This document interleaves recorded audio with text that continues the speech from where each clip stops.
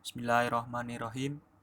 Kami dari kelompok 9, pada kesempatan kali ini kami akan mempresentasikan tentang kondisi tasrik di era kontemporer dengan kelompok Muhammad Dimas Putra Azhar, nomor induk mahasiswa 20020046039 dan Maulana Muhammad Wafiuddin, nomor induk mahasiswa 20020046050. Pembahasan kali ini terdapat 4, yaitu pertama pengertian kontemporer, yang kedua dinamika masyarakat era kontemporer, yang ketiga pemikiran-pemikiran yang terjadi di era kontemporer, yang keempat faktor yang mendasari perbedaan pemikiran.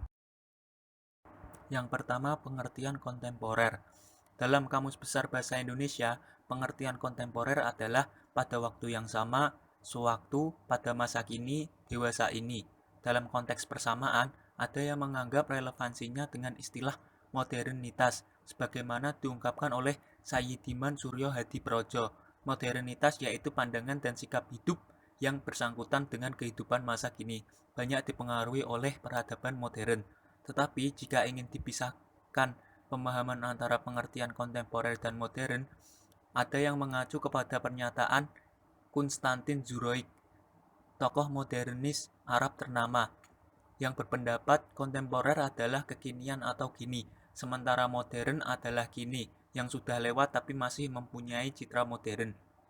Perbedaan paling jelas antara yang modern dengan yang kontemporer adalah bahwa yang pertama merujuk kepada era modernisasi secara umum, sedangkan kontemporer merujuk kepada era sekarang atau yang berlaku kini. Selanjutnya yang kedua, dinamika masyarakat periode kontemporer. Dalam hubungannya dengan era kontemporer, konsekuensi logis dinamika masyarakat telah memunculkan apa yang sering diistilahkan dengan era modernitas dan globalisasi. Secara sederhana, modernitas bisa diartikan sebagai kekinian, sedangkan globalisasi diartikan sebagai satu titik perhatian, meskipun ia terdiri dari beberapa negara yang terpisah dan dihuni oleh kelompok manusia yang berbeda, bangsa, bahasa, dan agama. Menyatunya titik pandang itu karena sudah begitu lancarnya komunikasi dan transportasi hingga jarak tidak lagi berarti, dan lancarnya arus informasi sehingga sekat wilayah dan budaya menjadi kabur, disebabkan kemajuan ilmu pengetahuan dan teknologi. Modernitas dan globalisasi ini menyebabkan terjadinya perubahan dan pergolakan yang besar dalam seluruh segi kehidupan. Meskipun pada saat ini yang dirasakan paling besar adalah pengaruh dalam bidang ekonomi, tetapi tetap berpengaruh pada bidang kehidupan yang lainnya. Pengaruh ini bisa dalam bentuk positif atau manfaat dengan arti menguntungkan kehidupan manusia, dan ada pula dalam bentuk negatif atau mudorot dengan arti merugikan. Sayyidiman Suryo Hadiprojo menyatakan, kita semua mengetahui bahwa Islam adalah agama yang rasional dan mendorong untuk berpikir rasional. Pernyataan tersebut di atas mengindikasikan bahwa agama masih dianggap mempunyai pengaruh dominan dalam struktur masyarakat yang terus berkembang, sehingga jika terjadi peristiwa apa saja, semuanya masih dikembalikan dan direkonsiliasikan kepada agama. Untuk lebih memperjelas periodisasi era kontemporer, mengacu pada Lutfi Asyaukani yang berpendapat batasan pemikiran Arab kontemporer tidak diketahui secara pasti. Hanya kebanyakan para pemikir Arab sendiri menganggap waktu kontemporer atau mu'asirah bermula sejak kekalahan Arab oleh Israel tahun 1967. Karena kekalahan tersebut merupakan titik yang menentukan atau watershed dalam sejarah politik dan pemikiran Arab modern, di mana sejak saat itulah, seperti yang dikatakan Isa J. Boulata, orang Arab sadar akan dirinya dan kemudian kritik diri atau nakzati mulai bermunculan di sana-sini. Selanjutnya yang ketiga, yaitu pemikiran-pemikiran yang terjadi di era kontemporer. Dengan berkembangnya sistem informasi yang terjadi di masyarakat, berkembang pula masalah-masalah yang membutuhkan jawaban hukum agama. Dalam pemikiran-pemikiran yang berkembang di dalam masyarakat pun ikut berkembang, sehingga menimbulkan berbagai kelompok aliran-aliran ideologis yang beraneka ragam. Karena dalam era kontemporer ini kebebasan berpikir berkembang di masyarakat luas. Di antara golongan atau aliran-aliran ideologis ialah: pertama, fundamentalis, suatu aliran pemikiran fundamental yang model pemikirannya sepenuhnya percaya pada doktrin Islam sebagai satu-satunya alternatif bagi kebangkitan Islam dan manusia. Mereka biasanya dikenal sangat komit pada aspek religius budaya Islam. Bagi mereka, Islam telah mencakup segala aspek kehidupan sehingga tidak memerlukan segala teori dan metode dari luar, apalagi Barat. Garapan utamanya adalah bukan kembali Islam sebagai agama, budaya sekaligus peradaban dengan menyerukan untuk kembali pada sumber asli, yaitu Al-Quran dan Sunnah, dan mempraktekkan ajaran Islam sebagaimana yang dilakukan Rasul dan Khulafaur Rasyidin. Tradisi dan sunnah Rasul harus dihidupkan kembali dalam kehidupan modern sebagai bentuk kebangkitan Islam. Yang kedua, tradisionalis atau salaf. Demikian pula dalam mengidentifikasi secara historis masa salaf itu. Para sarjana Islam juga tidak mengalami kesulitan, meskipun terdapat beberapa pendapat tertentu di dalamnya. Yang disepakati oleh semuanya ialah bahwa masa salaf itu dengan sendirinya dimulai oleh masa Nabi sendiri. Kemudian mereka mulai berbeda tentang kesalafan, atau dalam arti otoritas dan kewenangan, masa kekhalifahan Abu Bakar, Umar, Utsman, dan Ali, untuk tidak mengatakan masa-masa sesudah mereka. Suatu aliran Islam yang berusaha berpegang teguh pada tradisi-tradisi yang telah ada dan mapan.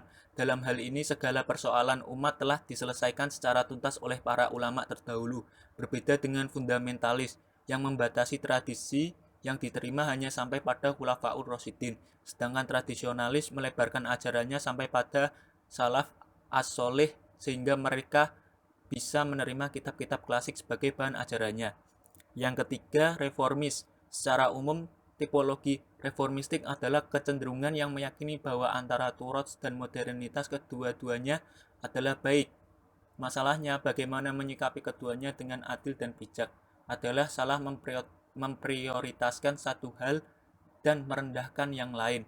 Karena kalau mau jujur, kedua-duanya bukan milik kita. Turots atau teks tradisional milik orang lampau dan modernitas milik barat. Mengambil satu dan membuang yang lain adalah gegabah, dan membuang kedua-duanya adalah konyol. Yang adil dan bijak adalah bagaimana mengharmonisasikan keduanya dengan tidak menyalahi akal sehat dan standar rasional. Dalam aliran reformis ini, di mana aliran tersebut berusaha merekonstruksi ulang warisan budaya Islam dengan cara memberi tafsiran baru. Menurut aliran tersebut, Islam telah mempunyai tradisi yang bagus dan mapan. Akan tetapi, tradisi ini tidak dapat langsung diaplikasikan, melainkan harus dibangun kembali secara baru dengan kerangka berpikir yang lebih modern dan prasyarat rasional sehingga bisa survive dan diterima dalam kehidupan modern. Oleh karena itu, mereka berbeda dengan tradisionalis yang menjaga dan menerima tradisi seperti apa adanya. Yang selanjutnya, post-tradisionalis. Tipologi ini mewakili para pemikir Arab yang secara radikal mengajukan proses transformasi masyarakat Arab Muslim dari budaya tradisional patriarkal kepada masyarakat rasional dan ilmiah. Mereka menolak cara pandang agama dan kecenderungan mistis yang tidak berdasarkan nalar praktis, serta menganggap agama dan tradisi masa lalu sudah tidak relevan lagi dengan tuntutan zaman sekarang, karena itu harus ditinggalkan. Kelompok ini diwakili pertama kali oleh pemikir-pemikir Arab dari kalangan Kristen seperti Shibli Sumail, Farah Antun, dan Salamah Musa. Kini kelompok itu diteruskan oleh pemikir-pemikir yang kebanyakan berorientasi pada Marxisme, seperti Thoyyib Taizini, Abdullah Larawi, dan Mahdi Amil. Di samping pemikir-pemikir liberal lainnya seperti Fuad Zakaria, Adonis, Zaki Najib Mahmud, Adil Daher, dan Konstantin Zuroik. Aliran tersebut berusaha mendekonstruksikan warisan Islam berdasarkan standar modern. Model ini sesungguhnya sama dengan reformis yang menerima tradisi dengan interpretasi baru. Perbedaannya, post-tradisionalis ini mempersyaratkan dekonstruktif atas tradisi, bukan sekedar rekonstruktif, sehingga yang absolut menjadi relatif dan yang ahistoris menjadi historis. Yang terakhir, modernis. Suatu aliran yang hanya mengakui sifat rasional ilmiah dan menolak kecenderungan mistik. Karakter utama gerakannya adalah keharusan berpikir kritis dalam soal keagamaan dan kemasyarakatan. Aliran ini biasanya banyak dipengaruhi oleh cara pandang Marxisme. Meski demikian, aliran tersebut bukan sekuler. Sebaliknya, aliran ini mengkritik sekuler selain salaf. Menurutnya, kaum sekuler telah bersalah karena berlaku eklektif terhadap Barat. Yang keempat atau yang terakhir yaitu faktor yang mendasari perbedaan pemikiran. Sebelumnya telah dijelaskan bahwa yang dimaksud dengan pemikiran hukum Islam adalah koleksi daya upaya para ahli hukum untuk menerapkan syariat atas kebutuhan masyarakat. Tentunya ini bersumber dari pemahaman atas titah Allah yang mungkin mengalami pengembangan dan perubahan. Dalam hubungannya dengan dinamika masyarakat, dikatakan bahwa dalam hukum Islam terdapat wilayah yang tertutup, yang tidak menerima perubahan dan dinamika, yakni hukum-hukum yang telah pasti atau qat'i. Inilah yang menyebabkan terpeliharanya kesatuan pemikiran dan perilaku umat. Sedangkan wilayah yang terbuka meliputi hukum-hukum yang tidak pasti atau zoni, baik dari sumbernya atau qat'i as-subut maupun penunjukannya, qat'i al-dalalah, yang merupakan bagian terbesar dari hukum-hukum fikih. Wilayah inilah yang menjadi tempat ijtihad yang antara lain mengarahkan fikih atau pemikiran hukum Islam ke dalam dinamika, perkembangan, dan pembaruan. Adapun faktor penyebab elastisitas hukum adalah Allah sebagai pembuat hukum tidak menetapkan secara taken for granted segenap hal, bahkan dia membiarkan adanya suatu wilayah yang luas tanpa terikat dengan nas. Tujuannya adalah untuk memberikan keleluasan, kemudahan, dan rahmat bagi makhluknya. Sebagian besar nas datang dengan prinsip-prinsip umum dan hukum-hukum yang universal, yang tidak mengemukakan berbagai rincian dan bagian-bagiannya, kecuali di dalam perkara yang tidak berubah karena perubahan tempat dan waktu, seperti di dalam perkara-perkara ibadah, pernikahan, talak, warisan, dan lain-lainnya. Pada selain perkara-perkara tersebut, syariat Islam cukup menetapkannya secara global. Nas-nas yang berkaitan dengan hukum-hukum yang parsial menghadirkan suatu bentuk mukjizat yang mampu memperluas berbagai pemahaman dan penafsiran, baik secara ketat maupun secara longgar, baik dengan menggunakan harfiah teks maupun memanfaatkan substansi dan maknanya. Jarang sekali ditemukan teks-teks yang tidak menyebabkan variasi pemahaman di kalangan para ulama di dalam penentuan makna-maknanya dan menggali hukum-hukum dari teks-teks tersebut. Semua ini berpulang dari watak bahasa dan berbagai fungsinya.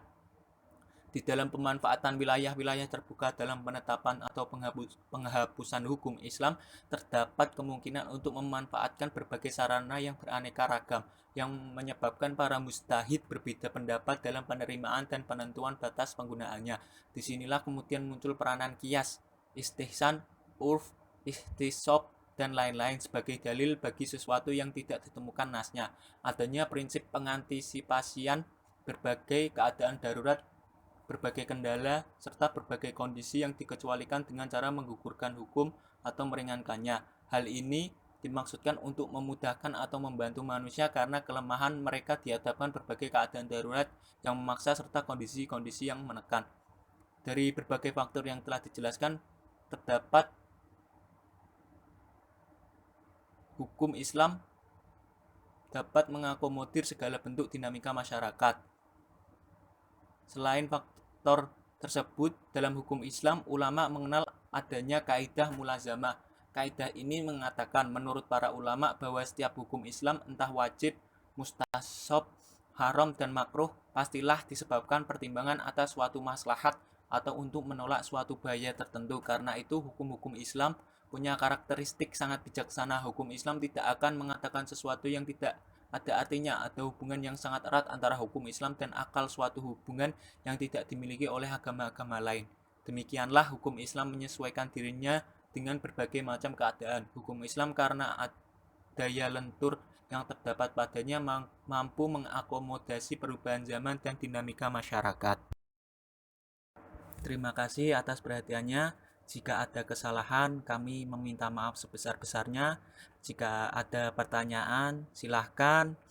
Assalamualaikum warahmatullahi wabarakatuh.